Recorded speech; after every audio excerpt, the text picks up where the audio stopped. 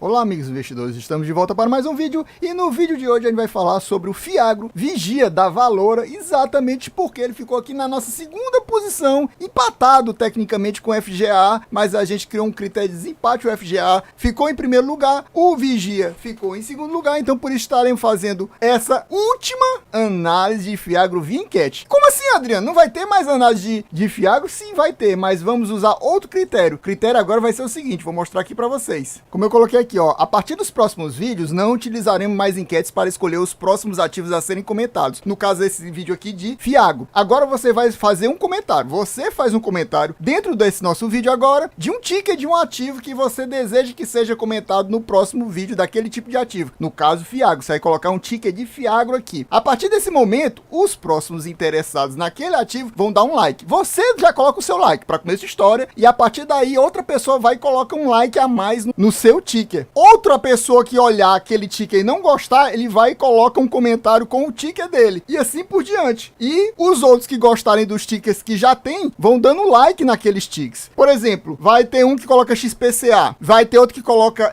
FGA. Aí tem 2, 3 likes no FGA e tem 4 likes no XPCA. Eu vou fazer o vídeo do XPCA. Então vai ser assim que vai funcionar. Não faz muito sentido pedir um vídeo agora do FGA, porque eu já fiz um vídeo semana passada, né? Não faz o menor sentido isso. Mas dos outros, por exemplo, como o Rura, por exemplo, o Snag, o CPTR, o KNCA, você pode colocar aí o ticker e aí os outros vão deixando like pra gente ver qual é o nosso próximo vídeo de Fiagro, que agora os Fiagros vão ser dia de sábado. Detalhe, Fiagro vai ser dia de sábado, porque, pra quem não sabe, a gente tá fazendo um segundo vídeo semanal e normalmente esse vídeo semanal tá sendo de ação. É obrigado a ser ação? Não, mas a ação tá sempre batendo. Eu já até expliquei isso aí, como é que vai funcionar. Eu vou fazer o seguinte, vou mostrar para vocês. Eu analiso aqui o vídeo de 2 semanas atrás, por exemplo, aqui, daquela categoria. Quem foi o que teve mais vídeo aqui nessa semana? Foi ação, Fiagro ou fundo imobiliário? Se você olhar, 272 para ação, 141 para Fiagro e 113 para fundo imobiliário. Então eu vou fazer um vídeo sobre ação, porque a ação foi em primeiro lugar, mais views. Daqui a uma semana, aí eu vou olhar para essa coluna aqui. Quem teve mais views? Até agora foi ação de novo. Em segundo, tá Fiagro. Tem outra ação aqui exatamente porque também 2 semanas atrás tinha dado ação. Ó, ação aqui em primeiro lugar. Então, enquanto o pessoal que tá assistindo o vídeo de Fiagro e fundo imobiliário não chegar junto, não deixar like, fazer comentário, porque aí o YouTube espalha para mais gente, espalhando para mais gente assiste, dá mais view e aí sim pode acontecer uma virada e a gente fazer um segundo vídeo na outra semana, 2 semanas depois, de um outro Fiagro ou outro fundo imobiliário. Infelizmente vai ficar acontecendo disso. A gente tá fazendo 2 vídeos de ação toda semana e um vídeo de fundo imobiliário e um de Fiagro. Mas vamos lá, deixar de blá blá blá e começar aqui com o nosso vídeo sobre o nosso querido Vigia. Vigia 11 da Valora. No momento a cota está custando R$ 9,50, mas nas últimas 52 semanas bateu um mínimo de 9,34. Você tá vendo que é bem recente, a gente vai ver daqui a pouquinho com mais detalhes. E a máxima dele foi estúpidos R$ 11,14. Nesse momento aqui, a cota do Vigia estava com P sobre VP 1,17, ou seja, ele estava 17% acima do valor patrimonial dele. Estava muito caro nesse momento, que foi bem aqui. E sim, vocês não estão vendo errado, meus amigos. Não estão vendo errado, não. Não estão vendo errado, não. O dividend yield nos últimos 12 meses é de fantásticos 19% em 12 meses. É impressionante. E lembrando que aqui é isento de imposto de renda. Mais importante ainda, não é nenhum CDB de 120% do CDI, que tem em um ano, por exemplo, desconto de 17,5% de imposto de renda sobre o valor ganho. Aqui é limpinho, sequinho, na sua mãozinha, sem imposto de renda. E mesmo com todas essas vantagens,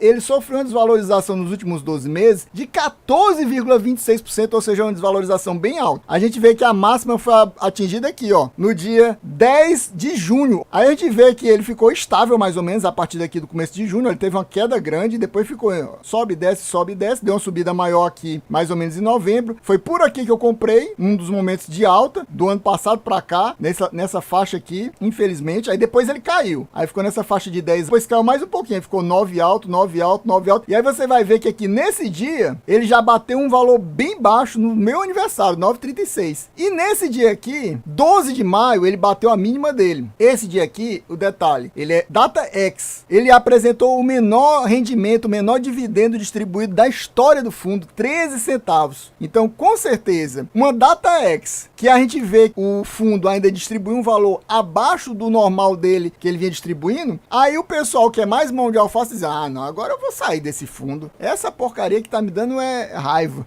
E aí o cara pega e sai. Por quê? Porque teve DataX, então já perde de cara o dividendo distribuído no dia anterior, que foi 13 centavos. E além disso, o pessoal começa a pular fora da barca porque acha que o fundo tá pagando muito mal. Mas não, meu amigo, você vê que o dividendo dele ainda continua muito estúpido, mas o pessoal tava mal acostumado com o dividendo anterior, que era no mínimo 14. Era 14, 15, 14, 15, 14, 15 e dessa vez deu 13. E detalhe, em maio foi distribuído os rendimentos relativos ao mês de abril. Maio foi distribuído os relativos ao mês de abril. Abril foi igual a fevereiro, teve só 18 dias úteis. E em fevereiro, que foi pago em março, foram 14 centavos. E aqui foram 13. Aí o pessoal pega e pula mesmo. Aí você vê que, ó, já tinha dado baixo aqui, ó, deu 2 dias baixo seguido, 34, 9,34, 9,35. Depois ele subiu um pouquinho, se recuperou, mas caiu de novo, aí já para 9,35 de novo. E agora deu uma ligeira recuperação e ele tá no momento 9,50. E 9,50 é exatamente o valor patrimonial da cota. Isso quer dizer o quê? Que o P sobre VP está 1. E naquela época que estava 9,35, o valor patrimonial estava 0,98. Eu acho que eu nunca fiz nenhum vídeo do Vigia num momento tão ruim. Acho que o pior momento é exatamente esse que eu tô fazendo o vídeo, né? Porque eu já tinha feito vídeos que o normalmente dele era 1,03, 1,04. Teve aquele de 1,17, mas naquela época eu não tinha feito nenhum vídeo dele. Eu ainda nem investia no Vigia, nem fazia vídeo naquela época. Tá praticamente com um ano atrás. E agora ele bateu essa mínima aqui de 1, mas já teve um pouquinho menor. Aí eu não sei se você vai esperar ele cair de novo, mas a gente tá perto de outra DataX. Então você pode também esperar ter essa DataX, ou ele anunciou ontem, ou ele vai anunciar a próxima segunda. Terça, provavelmente, ou segunda, na DataX vai cair mais um pouquinho, então provavelmente vai ficar 0,98 de novo, e aí você pode aproveitar para entrar no fundo. Eu entrei na época que ele estava mais ou menos 1,10, ou seja, ele estava 10%, ou seja, eu entrei no momento que não era um bom momento para entrar. Ele 10% acima do valor patrimonial dele. Mas nessa época eu ainda não tinha esses conhecimentos que eu tenho atualmente. Provavelmente se eu tivesse, eu não teria entrado nele a 1,10. Eu teria esperado baixar mais. Mas também eu entrei na empolgação por causa do dividend yield, que na época eu acho que ainda estava mais alto que esse. E você vê que o fundo tem 83 mil cotistas. É um dos fundos que tem maior quantidade de cotistas e a liquidez diária dele é 4.153.000. É, segundo o próprio relatório da Valora, o Fiagro com maior liquidez na bolsa. É o Fiagro com maior liquidez, é o mais negociado. O Vigia, então, é muito fácil comprar e vender cotas desse fundo. E se você olhar aqui nos últimos 2 anos, mas o fundo ainda não completou 2 anos, então para quem não gosta de fundo recente, não é uma boa, ele distribuiu nos últimos 1 ano e meio, digamos assim, praticamente 15 centavos em média. É muita distribuição, mas, como eu falei, nesse mês de maio, relativo aos rendimentos recebidos pelo fundo em abril, ele pagou apenas 13 centavos. Mas mesmo pagando apenas 13 centavos, isso em relação à cotação do fundo, na época, equivalia a 1,37 de yield, um yield muito alto, muito top, meus amigos. Aqui a gente vê todas as distribuições do fundo desde que ele começou a distribuir dividendos na bolsa, que foi exatamente em março de 2022. Eu não lembro qual foi o IPO dele. Eu vou olhar daqui a pouquinho no relatório e ver se lá no relatório fala sobre o IPO dele. Provavelmente foi no fim de 2021. Mas ele começou a distribuir dividendos em março. Olha aí, 14 centavos, aí depois 15, depois 15, depois 15, aí aumentou, 16, aí depois aumentou mais 17, 17. Foi mais ou menos aqui que eu comprei, em outubro, 16, era um dividendo muito top. Aí depois caiu para 14, 14, aí subiu, voltou a subir em janeiro desse ano para 15, 15, aí, como eu falei, esse aqui é o rendimento distribuído relativo aos rendimentos recebidos em fevereiro, aí 14, aí voltou a 15 em abril, o pessoal esperava no mínimo 15, né? Em maio. Aí veio 13. Mas, como eu falei, abril, esses dividendos distribuídos em maio se referem aos rendimentos recebidos em abril. Abril também só teve 18 dias úteis. Foi igual a fevereiro. Então, teve menos dias úteis e esse fundo é 100% atrelado à CDI, o que muita gente também não gosta. Como ele é 100% atrelado à CDI, ele é muito sensível à quantidade de dias úteis no mês. Quanto menos dias úteis no mês, menos ele recebe. Então, ele recebeu menos dinheiro e, com isso, distribuiu menos dividendos. Agora, no mês de junho, referente aos rendimentos recebidos em maio, provavelmente vamos devemos ter 14 ou 15 centavos, que como eu falei, ou foi anunciado ontem, ou vai ser anunciado na próxima segunda-feira. Vindo aqui para o relatório do mês de abril, que se refere exatamente aos rendimentos distribuídos em maio. Detalhe, esse relatório de abril é o mais recente que tem, foi lançado no dia 18 de maio. O próximo deve vir mais ou menos no dia 18 de junho ainda, daqui a uns 10 dias. Então, os comentários do gestor, essa aqui é uma das partes do relatório que vale a pena a gente ler, porque isso aqui muda mês a mês. Basicamente é isso. Então ele fala que no mês de abril, a totalidade do patrimônio estava alocada em CRAs, os 27 ativos, isso aqui não mudou ainda a quantidade, um total de 924 milhões, ou seja, o fundo agora já com a última emissão de cotas está batendo a casa de 1 bilhão praticamente, já está entre o top 3 dos maiores fiagros da bolsa, que eu lembre, tem o Rura 11, o KNCA e agora o Vigia, está no top 3 aí dos maiores fiagros da bolsa, e a gente vê que a distribuição referente ao mês de abril foi apenas 13 centavos. E aí ele vai dizer, é equivalente a um CDI mais 6,4%, mas isso não importa pro pessoal, o que importa é que foi distribuído menos. E o pessoal que é sardinha, quando vê uma distribuição menor, eles normalmente fazem o quê? Deixam aquele fiagro para buscar um fiagro que está distribuindo um dividendo maior. Mas você tem que ver mais a questão do yield. Em relação ao yield, ele está distribuindo um bom valor, principalmente para quem está entrando agora, pegando ele a 9,50 no mesmo valor patrimonial, ou até um pouquinho abaixo, como eu falei, na DataX, que você pega ele a um 0,98. Então, pegando esse valor, o dividend yield está mais top ainda, né? Agora, para mim, por exemplo, o yield on cost, que chama, tá ruim, porque eu comprei ele mais caro, então o yield on cost meu é mais baixo do que o dividend yield atual. Aí ele fala o seguinte aqui, importante também, que houve a venda de 2 milhões e meio do CRA da Bela Agrícola 2. Então é das CRAs da Bela Agrícola. E ele diz que a gestão continua diminuindo a posição neste e em outros ativos para adquirir novos ativos e aumentar a diversificação na carteira. É porque ele sabe que tem algumas empresas que o fundo está muito dependente delas, digamos assim. Então, ele quer tentar diminuir essas posições para diversificar mais a carteira, até chegar a uma que o pessoal chama de pulverização, para diminuir os riscos. Por exemplo, a Langiru, que foi até a capa da nossa última thumbnail, a Langiru, por exemplo, é uma empresa que tem vários CRAs, ou seja, várias dívidas com o fundo, e ela está tendo problemas de caixa. Então, com isso, ela pode a qualquer instante parar de pagar as CRAs do fundo. E nisso, pode complicar a vida do fundo, diminuir os rendimentos do fundo. Então, acho que é por isso também que ela está começando a diminuir em outras empresas que já tem também um percentual do patrimônio líquido do fundo grande. A Langiru teve uma diminuição no patrimônio líquido, percentual do patrimônio líquido, porque o fundo cresceu, fez novas emissões, comprou os novos ativos, e isso fez diminuir o percentual, mas o percentual antigo da Langiru era alto. Se eu não me engano, era na faixa de 20% do fundo. Então, se a Langiru parasse de pagar, ia afetar cerca de 20%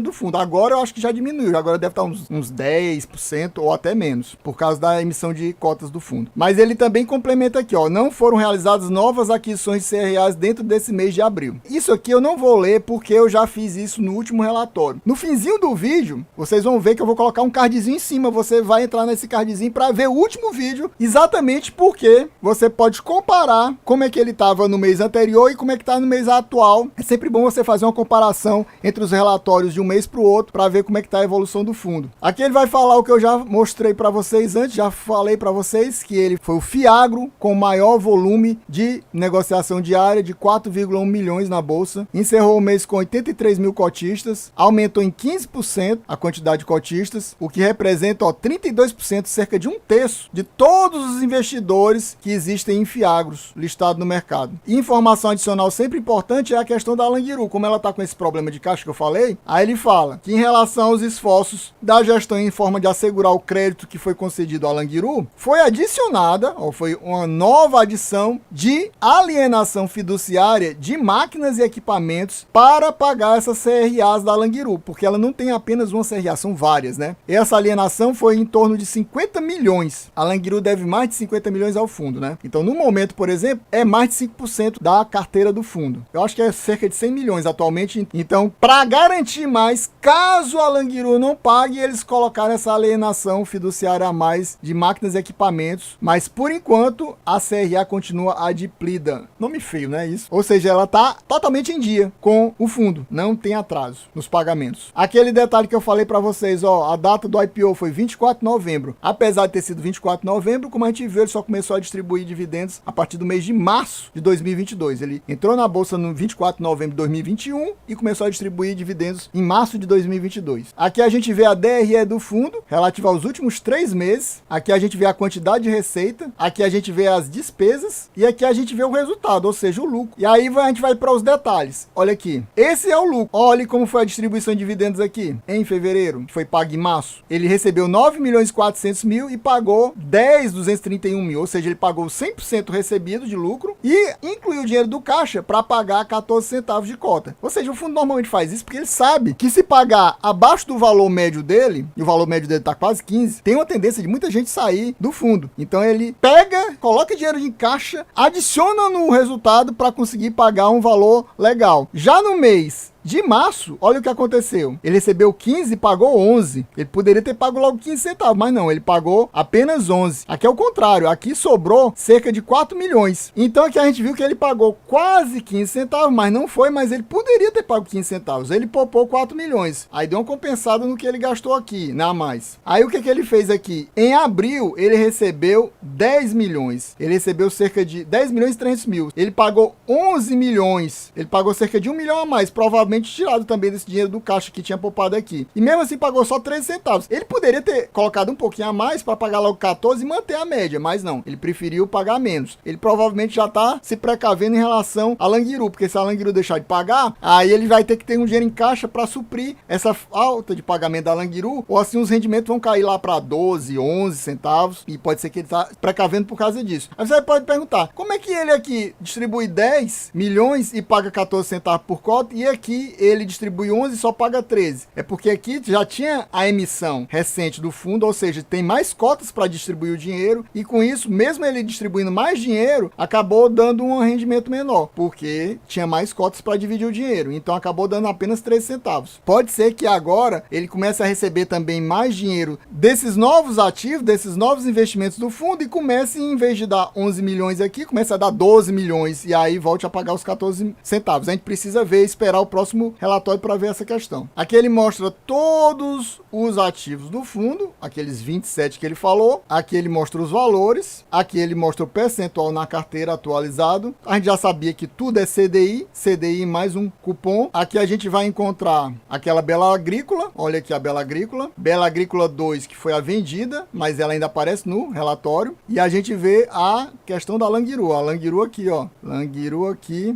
50 milhões, 6% do fundo, mas não tem só essa Languiru, são 3 Languirus, ó, tem essa aqui, a 2 e a 3, aí você vê que a 2 é mais 25 milhões, equivalente a 3% da carteira, e tem essa terceira Languiru mais 23 milhões, equivalente a 2,83% da carteira, ou seja, basicamente 11% é Languiru, e eles adicionaram mais aquela alienação ali no fundo, para compensar caso tenha algum problema com alguma dessas 3 Languirus. Aqui a gente vê em relação à alocação por ativo, a gente vê que é 100% CRA, como a gente já sabia, e o indexador desses ativos é 100% CDI. Ou seja, ele não tem nenhuma fazenda, é tudo papel. Todas as dívidas dele são papel, CRAs, crédito de recebíveis do agronegócio. Aqui a gente vê a alocação dos ativos por segmento, então aqui a gente vê distribuidora é a maior alocação, 57%, aí tem cooperativa, 37% praticamente, a Languiru é cooperativa, a gente sabe que daqui cerca de 10% é Languiru, tem a parte de indústria, que é apenas 5%, e quase nada no segmento aqui, o sucro alcooleiro. E também ele mostra a questão da exposição geográfica para mostrar que o fundo é bem diversificado geograficamente, tendo dentre os 27 ativos do fundo, 11 estados diferentes. Aqui, pessoal, quem quiser vai dando uma pausa, eu vou passando aqui devagarzinho, que é tipo um resumo sobre cada um dos ativos do fundo. E meus amigos, quem não é inscrito mesmo, se inscreva agora no canal, deixa aquele likezão, ative o sininho para ajudar o nosso canal a continuar crescendo. É isso aí, valeu, até a próxima e fui!